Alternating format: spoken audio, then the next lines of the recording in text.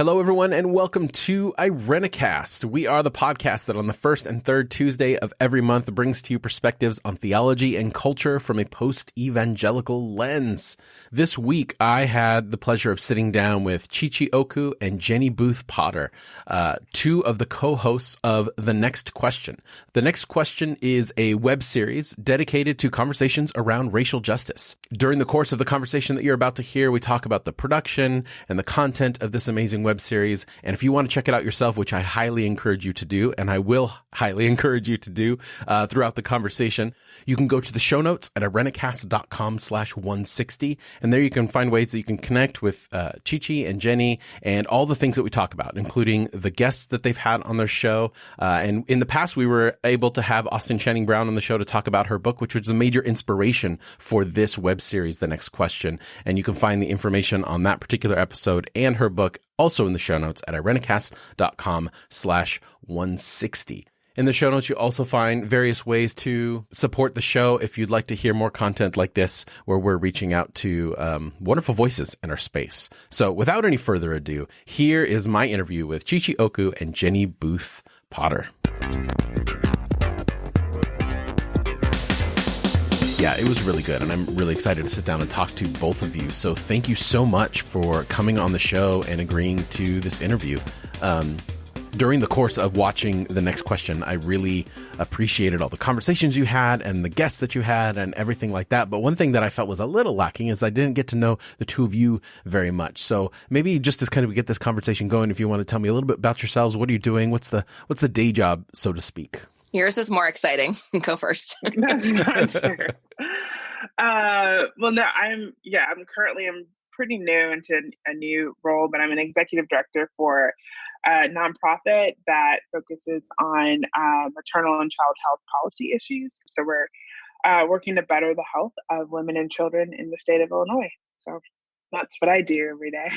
And is that like a holistic, like you're dealing with everything from education to family work, or is we mainly focus on health issues? So we look at like health disparities, but when you start diving into health disparities, sometimes it brings you into different spaces. But our main focus is working on health, looking at health policies. So.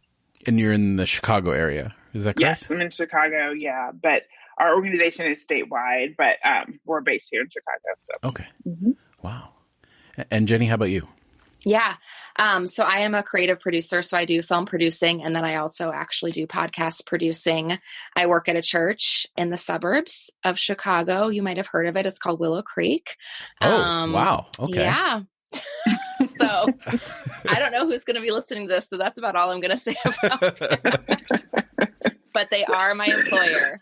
Okay. Nice. Wow. I wasn't expecting that. That's great. Yeah.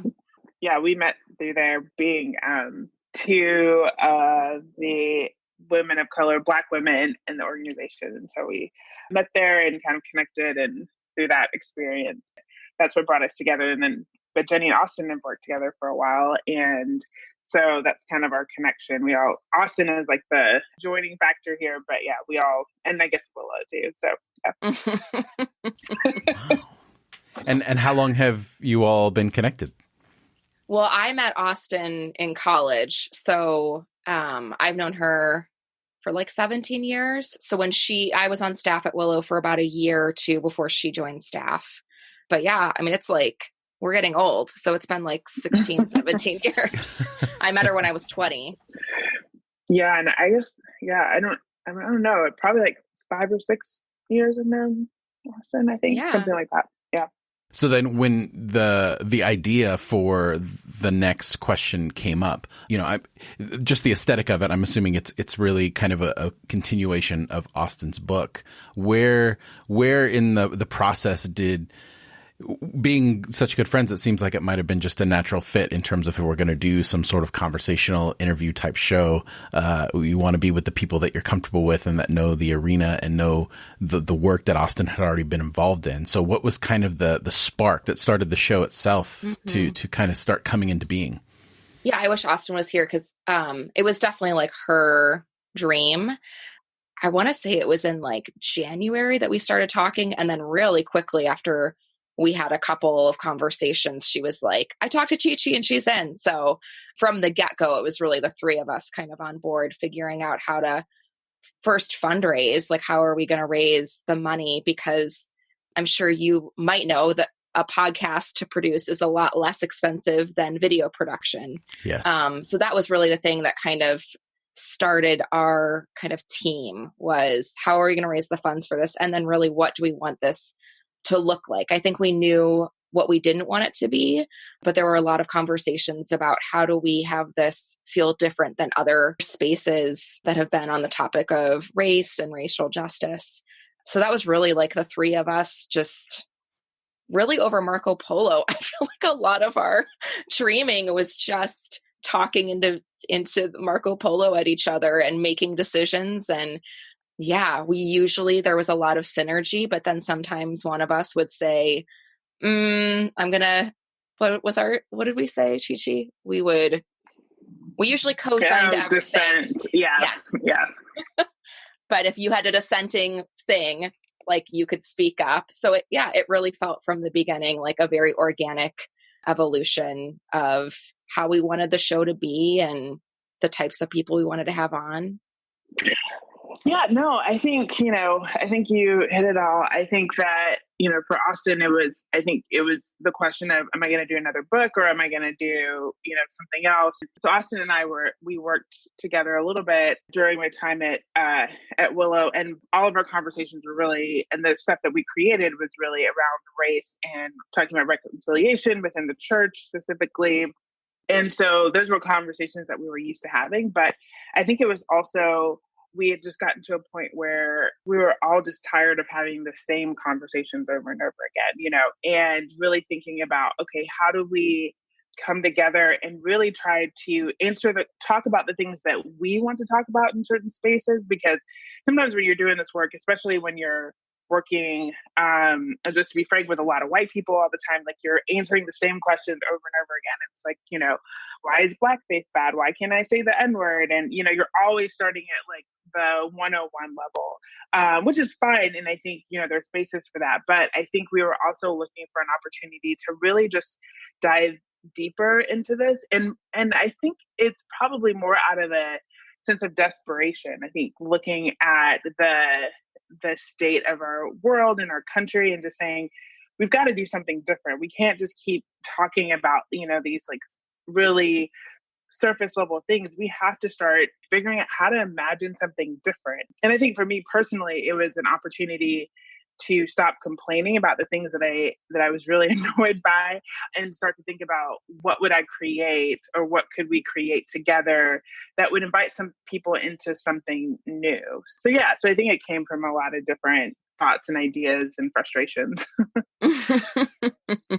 Yeah, I think another thing is that we really wanted the process behind the scenes to model the type of like workspace that very few of us have ever had, where it didn't feel like we were taking direction from someone else's vision, but that we really got to say, this is what we think the world needs, and not fitting someone else's kind of quota. So that was also really important, from just the types of people that we invited on to how we wanted to treat our guests and communicate with them, how we all wanted to kind of connect and define our roles. I think there was just a lot of thoughtfulness behind the scenes as well, because we wanted the process to be something that people could also model and look to, not just the final product. So that's something that I feel really proud of. And I think we have ideas, we're dreaming about season 2 right now, and we're dreaming about how do we take these ideals that we have, that we're talking about in front of the camera, and also put them behind the scenes as well, which gets me really excited too. And how many people were ultimately involved in the production of it? I'm hoping that you weren't, asking a question and then running behind the camera to make sure that, everything was situated. Like yeah. We had a 4-camera shoot, so that we had 3 camera operators, we had an audio engineer, and then we had usually anywhere from like 2 to 4 production assistants kind of helping us out.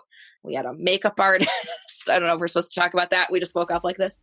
But yeah, so it was about like 8 to 10 members of a crew for each episode. So I don't know. So we did do a lot ourselves, but we had a huge team behind us as well. But we probably could have used even more help. I felt that way. Like our first day we were filming with Nicole Hannah-Jones, and we literally, I don't know if this is like too much behind the scenes, but we literally had like a production assistant writing out the questions, like as we were like, doing our final mic checks. And then for the next episode, we had like, Chi-Chi had them like printed out ahead of time. And we were like so much more on top of our game because it's just, it's a lot to be managing and thinking through. We were in someone's home, so we had to like kick them out and like completely, we weren't like in a studio space that looked like a house. We were in someone's actual home. So there were just all these dominoes that needed to fall. But yeah, we learned each time that we did it. And Chi-Chi, how was that process for you? Like where, creative director, Jenny, I'm assuming that you were more of like the, I guess, equivalent of like the director or sort of. And then kind of, yeah. And then Chi-Chi, she mentioned, you wanted to get those questions printed out. So is that kind of like the director and you jumping in being like, oh, we need to have this a little bit more organized? Like what were some of the things that you learned through the process as you were going through it? Yeah, I think all through the process, we're just kind of like figuring this out, but just the art of like interviewing people and making sure you have, you want it to feel as organic as possible, but there are also things you need to make sure that it actually can be organic. So I think, making sure that for each episode, we had an intention for what we wanted people to get out of that. So our questions were kind of built around that, but then also we wanted there to be flexibility in, where the conversation went and making sure that people could really show up in their authentic way. But a lot of, I think, we all ended up kind of taking different roles. And I think my role was just thinking through bigger picture conversation and content and making sure that we hit all the topics that we wanted to talk about and that we felt like we had enough. So we could work and put something together through editing that would be enticing for people. But yeah, doing a lot of the background research, listen to a ton of interviews for each guest, reading books and, reading the stuff that they have. Because again, we didn't really want to ask questions that we had heard other people asking. So we wanted to be really intentional about thinking through things in a new way. But in order to do that, you kind of have to hear all the questions that people are asking. Mm-hmm. So a lot of hours of research going into that beforehand. I now listen to people who interview others in a really new way. I have, not like I didn't have respect for them anyway, but it's a hard job, that, like doing podcasts, not, just turning out a mic and rambling. So it's like, how do you really foster a conversation that is, inviting, and thank God for editing. So, right. Post-production is the best. Edit out all the comments we don't like. So totally. It's such I don't know, it is such an out of body experience because you're wanting to make that person feel comfortable and stay engaged, but you're also trying to track, like, are we hitting what we wanted to? Is it going, like, is this interesting just for us in the room? Like, at the bare minimum, I want it to be interesting for the four of us that are in conversation. But obviously we don't want it to be so like inside or insular that the viewers won't feel like they're drawn in as well. It's a lot to take on, but we did it. I don't know. Yeah, no, you did it amazingly. Like all the things that you're describing, you wouldn't have thought that. There seemed to be a really nice consistency throughout all the videos, just in terms of like how comfortable you all came off over the camera and the conversations, and how quickly they got into just like you literally felt like you were in that living room with y'all, and it was really great. I really enjoyed every single episode. So the other part of that was, you'd mentioned kind of podcasting. And I remember when I started this podcast, the hardest thing for me at first was getting used to hearing myself over and over again through the editing process. Did you all have like camera experience before, or was this just like kind of, just jumping in and getting used to seeing yourself on camera? Or were you comfortable with that and that wasn't a problem at all? I mean, yeah, when I was working for a large church, so you see yourself on camera a lot, but it's different when you're like editing that and you're having to watch it over and over and over again. And I just don't love that part. So, but I feel like I just got really like numb. I was like, okay, you're looking for content, and it's more of like an out of body experience rather than like focusing on yourself. I knew the moments that were good when I forgot the camera was there, and that was, that's like the moment where you're like, okay, I feel like we're actually, doing something. And you can feel it too when you're like editing that part. It's like, oh, that's like seamless. I think the editing part was probably the most like challenging of it because you just critique everything. But in the moment, I think part of what we try to do is like really have conversations that we wanted to have. And so I just, I was always excited when I was like, oh, I feel like I'm learning in this moment too. And I'm being challenged. And I think that really made the whole process a lot easier because it is a lot of work. I mean, it's, Right. the whole thing from filming all the way to, when you release it, all of it's a lot of work. But it was great because I think, stuff that at least, I think we were all really passionate about. Mm-hmm. Yeah. I mean, similarly, like I grew up doing theater. I had done like video production work before in front of the camera. That's actually what got me kind of to my job of doing stuff behind the scenes. I think what's different is like the subject matter is something that we all care so deeply about. And I think not that we like shot ourselves in the foot with calling it the next question, but it was like, oh, these conversations, like they have to kind of feel next level. Like if we're telling people this isn't going to be your same old run of the mill conversations, like you've heard, like we really need to step it up. So I think that was part of what I was just always aware of wanting to keep people part of it and drawn in, but not like so advanced that they didn't get it. So yeah, it's really personal, a lot of the things that we're talking about. And so I think there was definitely, I think for all of us, an awareness of how much do we want the guests to talk? How much do we show up? How much do I show up as a white woman in the space? Like, I think there were lots of different things that we were just thinking through because I think we also really wanted to model a different way that you could have this conversation. Like we wanted to model that you can have conversations about race and hard things and still have joy and laughter and connection throughout, that it doesn't have to be like a weep fest. I think we had some moments that were like tender and vulnerable, but showing people a different like side to the conversation than maybe they're used to. So like our very first day that we filmed, we had someone like lead us through meditation before we started, just to try to like center ourselves and remind us that at the end of the day, this isn't just about me or Austin or Chi-Chi or our guest. Like hopefully we're creating something that is for the greater good.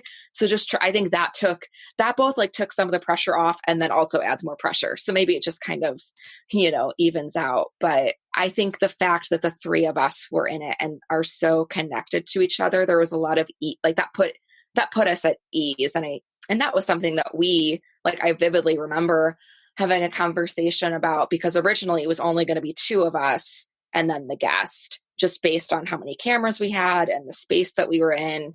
And I remember Chi-Chi kind of fighting for like, no, it should be all of us because we're in community and relationship. And I think it'll just elicit like more energy and more conversation than just having like two hosts and a guest. And I'm really glad that we made that call because I think our kind of rapport with each other comes across as well, or at least I hope it does. At least it put me at ease, if nothing else. Like it put me more at ease that I knew the women that weren't our guests really well.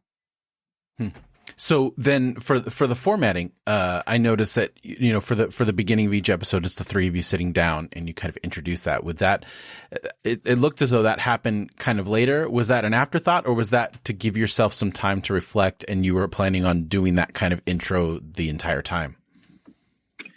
I mean, it's a little bit of both. Yeah. I mean, again, this whole thing was a learning process. I think we had a different idea of what we thought our intro was. And I think there were just certain constraints we had with, what we could actually do. And so we always knew we wanted to do an intro. It was just like, I don't know. I feel like we were kind of swirling around, like, what is that going to look like? I don't know that that was like our first or second or third choice. I think it was like, okay, this is happening. We need to ensure this, or we need to figure this out. So Well, let's just, have a conversation. Oh my gosh. Yeah. Give us more credit, Chi Chi. I think we knew that we wanted the three of us talking about each of our guests and sharing why we were so excited to have them on. I do think we wanted that to be consistent. So we filmed that on our very last day of shooting. So Brene Brown was our final guest that we filmed. And then after she left, we quickly were like, okay, what do we had kind of all taken notes of kind of the points we wanted to hit. I don't know if you watched the show Queer Eye, but we were like very loosely inspired. So we had like our iPad. I don't even want to say that because I feel like it wasn't even that close. It was not, but it was like our only reference. That was our only reference that came through, was us with the iPad looking at it, talking about like, here's our guest for today. We weren't like driving in a car, so probably don't get that reference. But yeah, we wanted to highlight why we were so excited about these guests. We loved that we got to show people that maybe you probably know who Brene Brown is, or Rachel Cargill, or even Nicole Hannah-Jones. Some of the other people you might not know as well. So we were really excited about giving people kind of immediate buy-in, because we had buy-in, and then to give them a little bit of a preview of, yeah, like here's what you're going to see in this conversation. Yeah. So it was an afterthought, but it wasn't. Right. Okay. Wow. So then the guest list, amazing. Did you know going in how many like episodes you wanted to do and who exactly you wanted to get on there? And then also, is the order of the guests significant? Like, did you place them in a specific order? And maybe what some of the reasoning behind that? Yeah. So we launched a Kickstarter to raise the money to make this. And so, I mean, I work in video production, so I had like a general idea of like, okay, if we get this much money, this is about how many episodes. So our goal for Kickstarter was 50,000. We raised 62. And our goal was, we said, okay, if we get 50,000, we'll give you 6 episodes. If we cross into the 60,000 mark, we'll get 7. I did feel a little bit like we were on a high for those 30 days of crowdsourcing and just seeing the generosity of people and the clear need for, or the belief for a need for conversations like this to exist was like incredibly affirming and encouraging. But yeah, we knew going into it that we were committed to 7 episodes.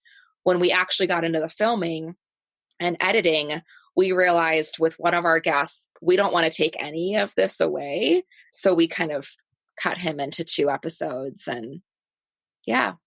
So, but I think, we knew for sure we wanted to start and end with Black women, because the whole essence of the show is we really wanted to make sure that Black women were centered as a part of this. And even though we had, different guests, we wanted to make sure we started and ended. And Nicole just felt like a very strong way to kind of start this and to kind of speak to, why we wanted to do this.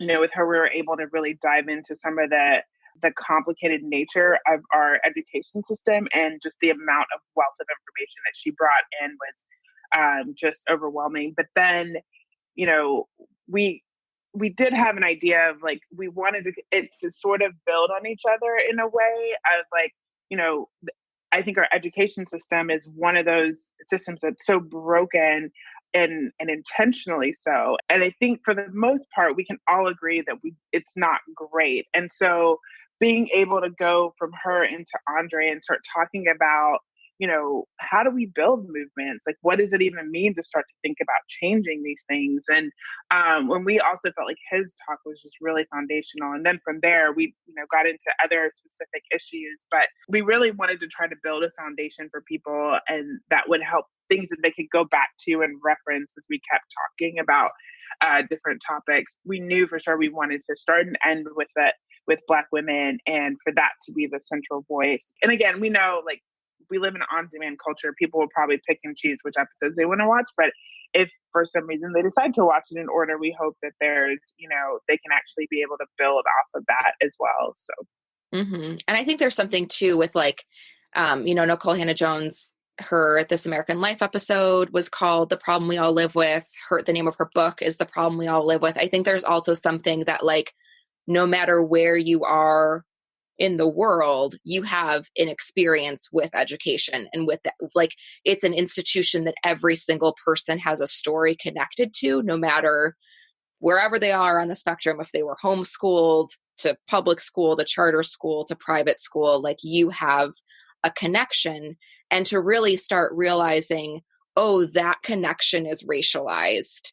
And that, and then like, yeah. So I think we wanted like not an easy on-ramp, but just something that was like, if you're not already on board with what we're talking about, hopefully this would help bring you on board a little bit more than maybe someone else. Right. Well, I know for me, that first episode really rang true to me, because our daughters had just finished kindergarten. So we're kind of in that phase of like, how are we maneuvering through the school system? And we both came out of evangelicalism, and my wife's family, they're all homeschoolers, and we knew we didn't want to do that. And so we've been just kind of struggling with that. And we live in a very white area here in California where we're at. And, we're constantly asking ourselves, what is that doing for our daughters as they're growing up, and what's it doing for us, let alone them. So that I was hoping just to kind of set aside a day and watch a bunch of your episodes a few weeks ago as they started coming out. But that one I had to sit with, and I'm still sitting with, and I was not familiar with Nicole's work. So, just, that was a rabbit hole for me, just to kind of see everything that she's been doing. And it was a great way to start, for me, at least. I thought it was wonderful. But I also want to say too, even as you were talking about your experience with your daughter, and I think that is our hope, that we want people to go down the rabbit trail. Like, we want people to ask, deeper questions, because we don't see the show as, it's not the end of the conversation. It's just the beginning. And I think for me, like, when I hear people say like, oh yeah, that made me want to go learn more about this, or to read this book, or to, dive into that. Like, I think we get into these topics and sometimes we get really afraid, like, oh, I feel like I should know this. And none of us come out knowing this. It's just like, you hear something, or you're part of this conversation, and then we start learning. And so I just get really excited when I, hear people like engaging in this learning journey together. And I think that that's something we've just hoped for out of it, and that we can just have better conversations together. Because there's no easy answer for anything that we talked about. Right. And that, we didn't expect to come out of anything and say, okay, we have it figured out. But I think our biggest thing was that we would come out more committed to trying to figure this out together, and not just jumping off and saying, well, this is too hard, so I don't know what to do about it. But I am going to wrestle with this. I am going to figure it out. And none of us get it right all the time, but I think if we're all trying for that, that's my hope, and that we can create better communities and stronger communities because we're committed to the journey together. Well, I think Nicole even talked about that. Like, I remember like she modeled that, where she was like, I have all this information and I think I know the right thing to do, but like, it's really messy and it's really complicated. And where we're at in history has, like, we didn't just show up here today and it's the way it is. Like, this has been very intentionally done over hundreds and hundreds of years. Why would we think in like a 2-year period we're going to like fix it all? I tried to watch a lot of the episodes like in Community, and I remember watching one of the episodes, and after it was over, a white woman turned to me and she's like, what do we do? And I think there's this like innate sense that we just like want to solve things and we want to fix them. And I think that desire is really good, but I think that usually gets people frustrated, and then they just say, well, whatever, I'm just going to go back to living my life, versus saying, no, I'm going to, like, to what you were saying, Chichi, like, I'm going to stick with this and keep wrestling, and not just maintaining status quo because I can't see my way out, or it feels too hard or anything, but just to recognize, like, this is hard for everyone, even people that study this all the time. They're still, going after something better. Like, no one's off the hook.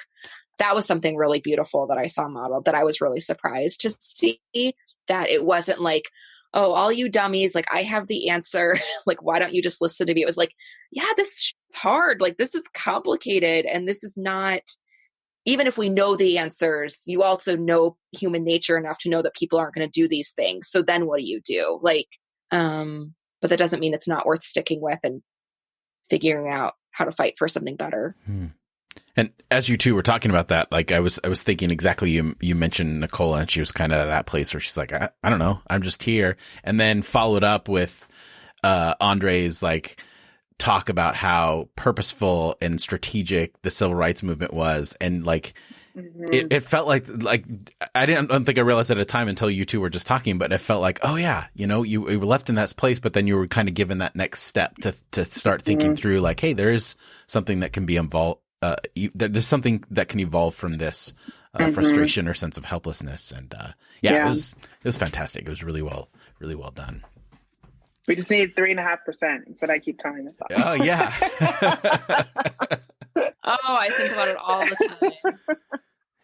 Now, when you were kind of getting this going, was there a specific like demographic or person that you were hoping to primarily reach with these conversations? Yeah, I mean, I feel like that was a topic we talked about a lot. I think one of the things we wanted to make sure was that a lot of times in these conversations, the people that get centered are white people. It's like, okay, how do we help white people kind of come along this journey? And I think often what comes out of that is that we're all having these conversations about race in our own corners, you know? And so we really wanted to make sure that this was something that, you know, for us and I, you know, as women of color, as Black women, that we could also invite other women of color into this conversation. But it, you know, I think it was something we always had to like hold, was like, how can we make this space large enough for all of us without centering white people who are always centered in these conversations. So in a weird way, it's kind of like a both and. It's like, yes, we wanted this for, you know, people of color, women of color, but we really wanted this to be inclusive and something that can bring a lot of people along. And we felt like the best way to do that was to center, you know, people of color in that conversation. I really sensed that tension that you're talking about most with the Brene Brown episode, just in really trying to hold those two spaces, and you know, really, really well done. And I think there were some moments there of just sitting in silence, which was very surprising and moving to me in that particular episode, because there's kind of those moments of like, wow, like real time reflection, which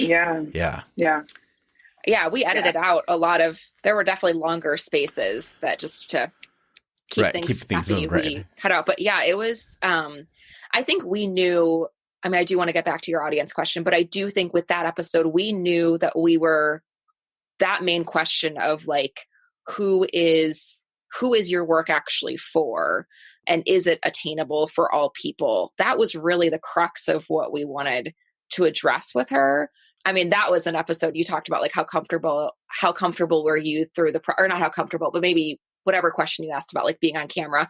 That was the one where I was like, I literally wanted to like hide under my covers before I started watching it, because I was so nervous. I was like, oh my gosh, how do we all, I don't know, come across next to this like TED Talk speaker who, like, you know, this is her living.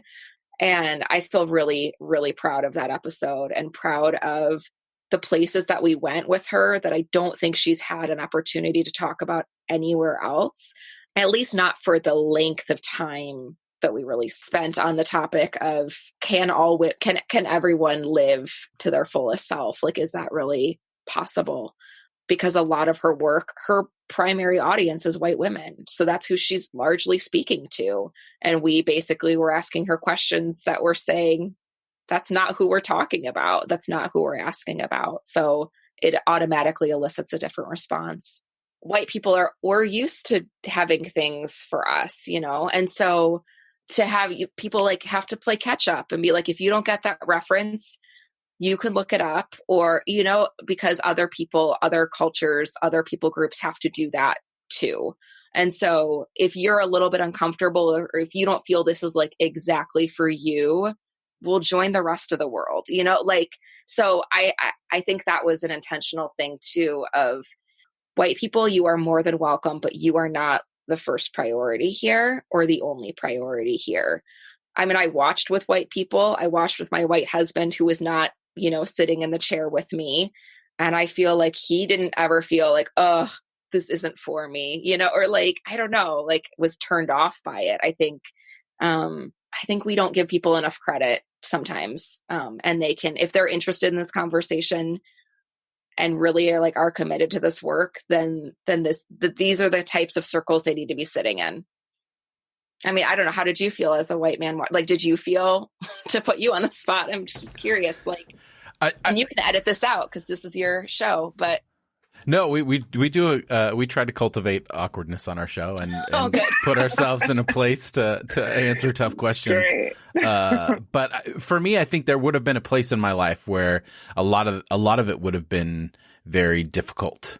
I came from conservative evangelicalism, so there was a time in my life where, I believed and held some pretty atrocious and ignorant and sometimes, purposeful, horrible positions in life politically and just personally. And I would say at this point, it was a welcome just wave of hearing from other perspectives that I didn't have. I literally have a big sheet of like things to follow up on from all the episodes from this. And it's been great. Like we really, when we interviewed Austin, we really enjoyed that book, and it gave me some it was kind of in the middle of a journey for me. Well, I guess I'm always in the middle of the journey, but it really, it just gave me a perspective that I hadn't thought of.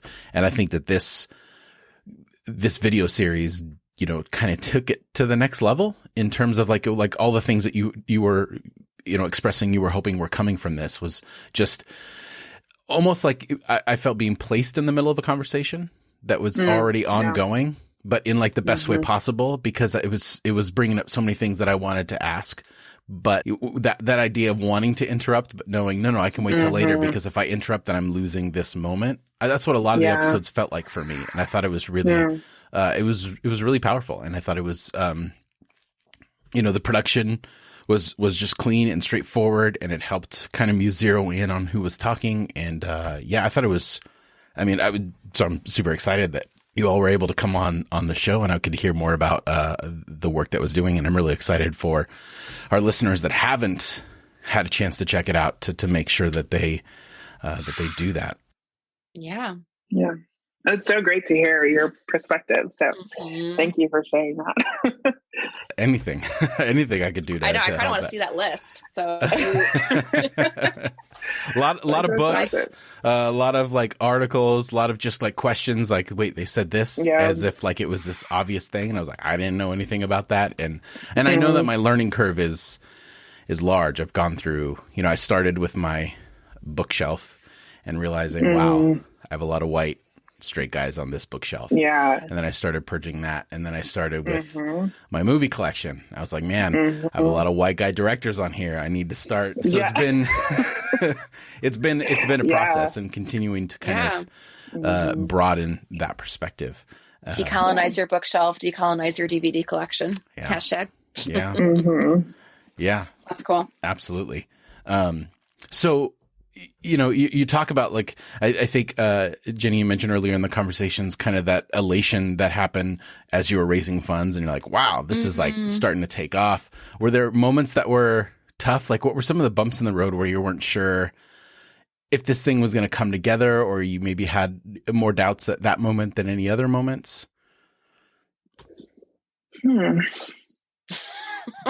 I think for sure, like getting the guests on, like we're trying to get all these pieces to fit together, and I feel like we weren't always sure. And I don't know that it was like a low moment, but I think it was like, okay, like we realized like the success of the show kind of really revolved around what type of guests we had and what that's going to look like. So, I definitely think, when Nicole said yes, and we could figure when we actually landed the dates, it was like, okay, that was the first time you could actually like breathe. It's really like, okay. But I think even the day of, we're like, is she gonna show up? We have no idea. She can just like, blow us off. But I think, as all of that fell into place, it started to feel like, okay, this is real. And but yeah, I feel like there was a lot of the beginning when we started working on like, how is this actually going to come together? It just felt like a lot of moving pieces that were like, how is this actually going to work? And it did. And it, I'm still blown away by the people that said yes. And the fact that we were able to pull that together in a little ragtag with a ragtag group of people. But the highlight of it all and what made it worth it, I think, was getting to work with Jenny and Austin. I think we had just kind of built this relationship where we're like, okay, I remember when we launched the Kickstarter, we're like, look, we're jumping off this cliff together, and we don't know what's going to happen. And so we want to be with each other doing this. So I think that was the underlying theme, that no matter this was a success or if it just bombed, that at least we got to create something together. And we knew at least that was going to be meaningful for all of us. I totally agree. Like, I don't think Chi-Chi, are we optimistic people? I don't know. Like, I'm not. I'm definitely a pessimist. I'm always like, it's not going to work out. Like, this is I'm always more of a realist. I'm always coming up with contingency plans. Like, I was like constantly like, okay, if this happens, then this, whatever. And obviously it's easier to say after the fact, like, we raised all the money and we got all these amazing guests and we didn't look like total morons, like sitting next to them and asking them questions where they weren't like rolling their eyes saying like, oh, I've asked this question 1,000 times, and we're like crying. But I will say, like, every step of the journey, there was just a like, okay, great. Like, we did that step, like now on to the next thing. And so I do think we kind of took off the project kind of like one step at a time. I do think there was like great intention and thoughtfulness along the way. So like, this isn't a low point, but this was kind of like a fork in the road. Like, we had to have a really intentional conversation about wanting all of our guests to be open and affirming. Like, that was something that we wanted to make sure that we were saying there are no limits to this conversation. We're not just talking about justice for one group of people, but not another group of people, because obviously there's like overlap and intersections and, all these different things. So there are no limits to our conversation on justice. And we wanted that to be really clear. So we had to have really like intentional conversations, but it really did feel like a team. And it didn't feel like Austin was like calling the shots and me and Chi-Chi were just, following along from what she said. Like, sometimes I felt like me and Chi-Chi spoke into things more than Austin even did. Like, I mean, Austin's a 9 on the Enneagram. I'm a 1. Chi-Chi's a 3. So like, Chi-Chi and I, like, we have lots of opinions, and Austin's really, we might have a few ideas. But Austin, like, really, in her like beautiful ability to like have her vision and hold tightly to that, but also have it really loose so that other people can join her. There was just a really beautiful partnership. So yes, there were like things to figure out along the way, but I think at the end of the day, we were really clear on who this was for and how we wanted to feel through the process, the final product, all that stuff, which is really rare. I think we're aware of how rare that is. I don't want to say we fell into. I think we built this, so it felt like the next thing for the three of us. Yeah, I hope that makes sense. And I hope that doesn't sound too like, I don't know what I don't want it to sound like. Oh, it's so easy. Because it was a lot of work. Much work. But I don't know. Austin kept saying like, we're just trying to create space for magic. And it did. It felt like there was just some magic in how we all connected. And then how our guests showed up and knocked our freaking socks off with their belief in the project, their excitement for it, their just brilliance that we got to sit and witness. And I mean, I think we all have like homework to do as a result. Right. Well, and Yeah. Unfortunately, effortlessness and magic and hard work can exist in the same space.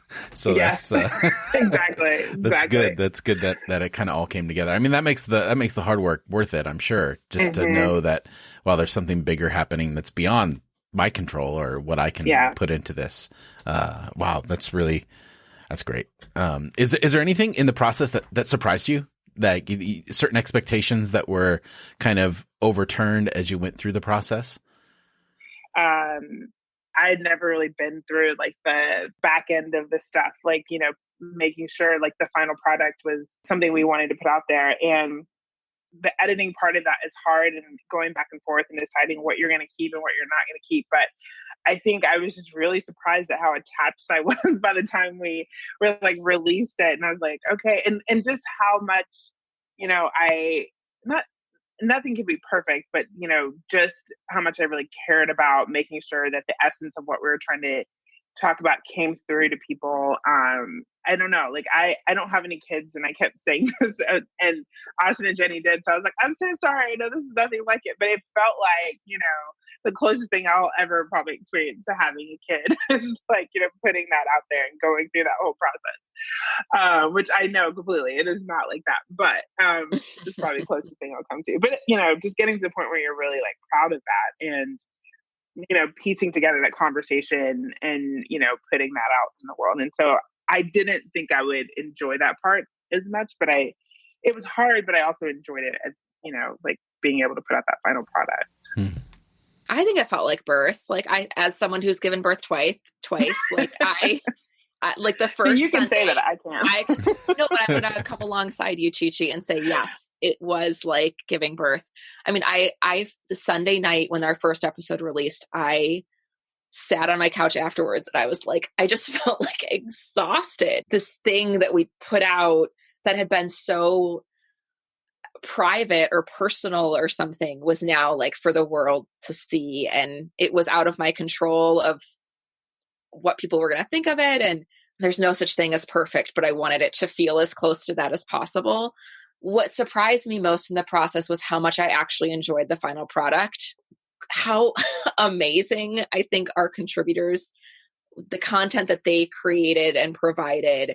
Like I just sat every Sunday night and watched and learned again and learned more and enjoyed it. So like, I know a lot of people that create things and then they don't even watch it because it's like, okay, great. Like that part's over.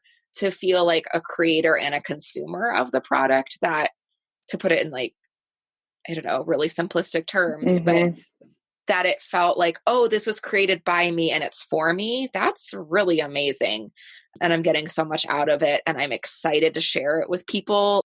I just feel really proud of all aspects of it. I just feel really proud.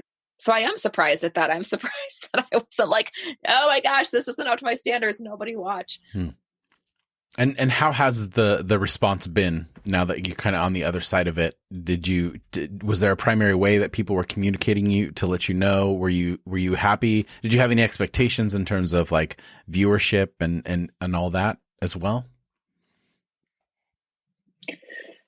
I know we're supposed to. Yeah, I mean, smart marketing yeah, people. Right. I know.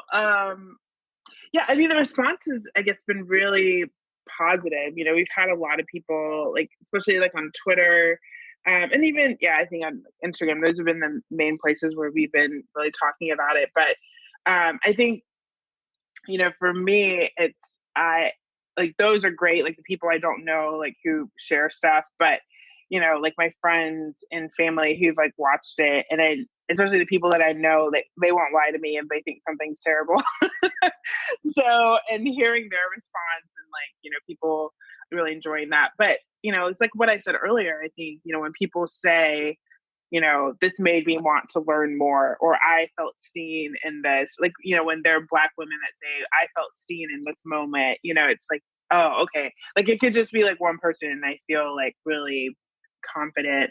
And I like viewership, I don't remember. Did we have like specific goals? I don't really remember. But the thing, I think what's been interesting is that, it keeps changing because we live in such an on-demand world. So, we release this and you have these first numbers, and then you go back and it's like, oh, well, 3 weeks later, we had a big bump in like episode 1 because, somebody watched this one. And so I think that part was just a lot. I was thinking more linear, and it's more of like a squiggly line of like how, the numbers kind of jump up and down because, people they watch it when they watch it or when they hear about it. And I think even today, more people are finding out about it and watching it. So, which is cool. It has like this life of its own right now. Mm-hmm. Yeah, I think I definitely love hearing I have so many like items on, to check out at the library or books to buy or articles to read. I also really like hearing from people that are really overwhelmed, and overwhelmed in like a good way, overwhelmed in you've taken, do I like start with like with mass incarceration? Do I start with like over, that kind of feel like we've really taken people on a journey of, we're not just talking about one area of like racial injustice. I feel like so often in these conversations, you only live in the like, oh, it's like hard and pain and what's not working. And I don't feel like we often get to hear about people that are dreaming about like a different reality and a different future. There's a lot of people that are like, I didn't even know we could be dreaming about something different. I just thought we had to fix these problems and make them go away. And so in a weird way, it's like they're overwhelmed, but they're also really energized because it is giving them like space to dream and imagine and not just staying in the like, everything's awful, because it is. It's like, it is awful, but like, let's dream about a different way and let's do it together and let's do it with really brilliant people who are probably further ahead on their journey about how to make this world a better place than we are. So I think in the past, I've been frustrated when people are like, oh, I'm overwhelmed and I don't know where to start. And now when people are saying it in context to the show, it feels like it doesn't feel like an ending point for them. It does feel like a beginning, like we've been talking about. We're not here to provide all the answers. We're here to like, let's ask different types of questions. And I just think there's something, I don't know, very like current about that. Like, I think there are a lot of questions that people are asking right now, and they're not looking for the same old answers. So, right. Yeah.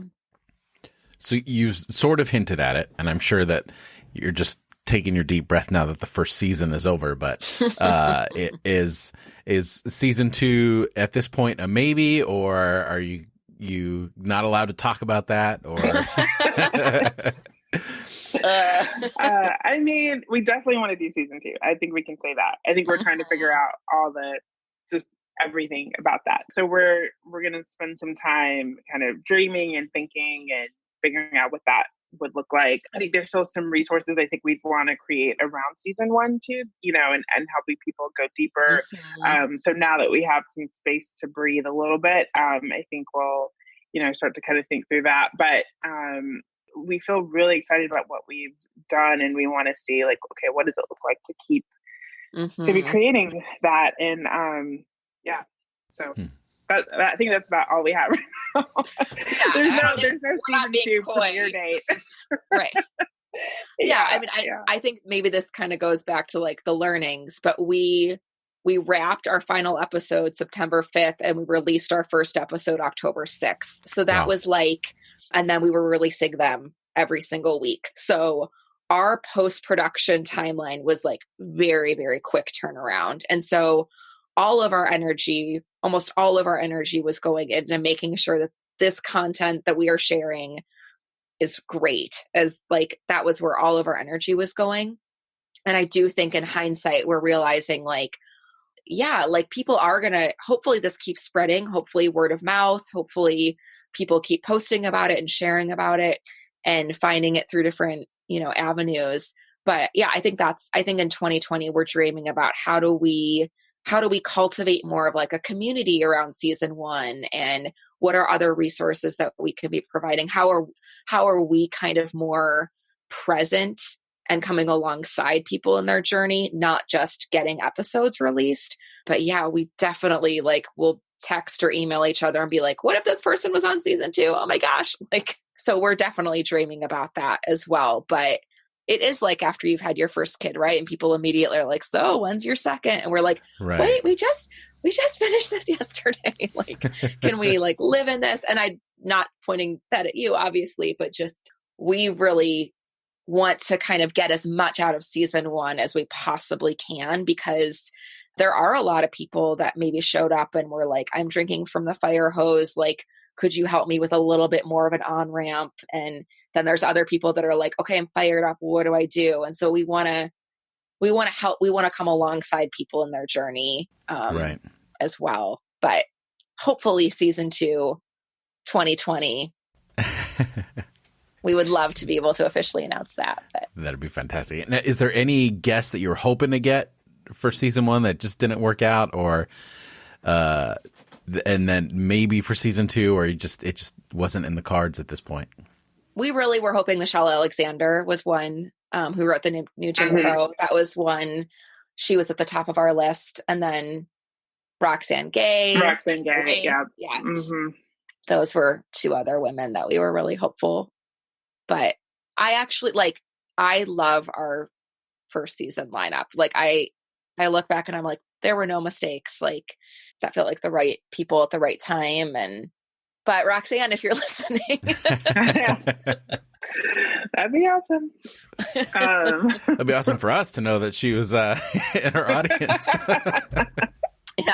Yeah. Everyone would be very thrilled with that. Yeah. Yeah, I'm sure there are more. But I think those were the 3 that we were like, I mean, right? Can you think of someone, Chi-Chi? No, not really. I mean, for the most part, I feel like we really were able to get people that we wanted. None of the people that we got were like second, third choices. We were just, I think it was more of a lot of it was like a timing thing. But yeah, I feel like the people that we wanted, we got most of those people. So, and I think we were really also not just interested in names. We really wanted to go through the scope of like, what is your area that you focus on? Because we can't all do everything, and so let's learn from people that are focused on building movements or activism or abolishing prison or education or, or like self-care and representation in different medias. So we were really intentional with, we knew we needed to hit some of kind of those types of categories. And then it became, who is doing that work? Who would we like to have a conversation with? I think we also really wanted to not just have it be all like names you've heard of. Like we wanted to hopefully have this be a platform that could help. Maybe you haven't heard of this person before, but they talk about this and now you like love them because they're brilliant and awesome human beings. And now you're going to follow their work and support their work as well. So yeah, don't hear me say like Roxane Gay and think we're all only about the big names. Like we want, we love the big names, but we also really want the people that you've never heard of that we might be newly following and learning from as well. Well, thank you so much for doing this and taking the time to talk to us. Is there anything we could, aside from, where we can find the show, what about your individual work? Is there anything we can direct our listeners towards to let them know how they can follow you individually? Yeah, I mean, I'm on Twitter, Instagram, if you want to follow along. Jenny, you have a blog. Do you want to pitch that? Yeah, I have a blog. I'm like dipping my toe into also writing a book. So I'm working on a book proposal right now, but I'm way behind on that. This has been all my extra energy. The timing of the next question and the book kind of came at the same time. And so I was like, I need to put my energy into TNQ stuff. But now I'm back at writing. So it's going to be a book of essays along my own like racial justice journey. So hopefully, I have no idea how this process, I've just been told it's a long process. So I'm in the very early stages of that. But I blog at jennyboothpotter.com if anyone wants to go and read along. All right. Sounds good. Well, we'll put links to all that in our show notes, as well as the next question, which is tnqshow.com. And correct. Yes. There's an email list on that, so you can keep informed of stuff that's happening in regard to the show. I encourage every single one of our listeners, you need to check the show out. You just have to do it. Take it one at a time, because there's a lot there. Bring a notepad. However, it's available. I looked it up. It looks like it's available on Vimeo, YouTube. You can subscribe on a channel for YouTube as well. And then directly from the site itself. Yep. All right, great. Well, thank you two so much for coming on, and we would love to have you on anytime. And hopefully, our listeners will find the show and find your work as they continue to go forward. So, thank you so much. Appreciate it. Yeah, thank you for having us. It's been great.